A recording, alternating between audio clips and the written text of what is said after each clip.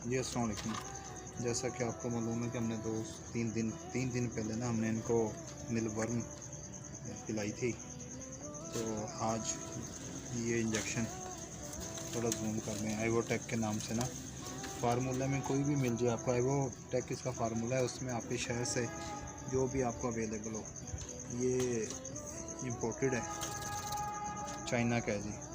तो ये मैं अभी इनको लगाने लगा हूँ। लगाने से पहले मैंने इनको सेक्शन को फ्रिज में रख दिया था, दरवाजे में नीचे। थोड़ा ये ठंडा हो गया और ये शाम के टाइम में लगाना है आपने, कभी भी धूप में या गर्मी में नहीं लगाना। शाम के टाइम ठंडे मौसम में आपने इनको लगाना है।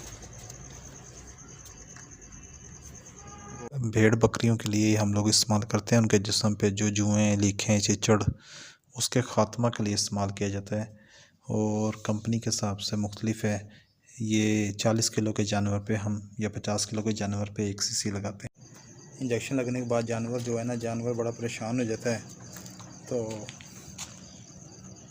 क्योंकि ये इंजेक्शन है थिक गाढ़ा है, तो उसके बाद ना जानवर जो है ज़रा 2-4 मिनट नॉर्मल होने में ले जाता है। तो इस बात से ना आपने परेशान नहीं होना।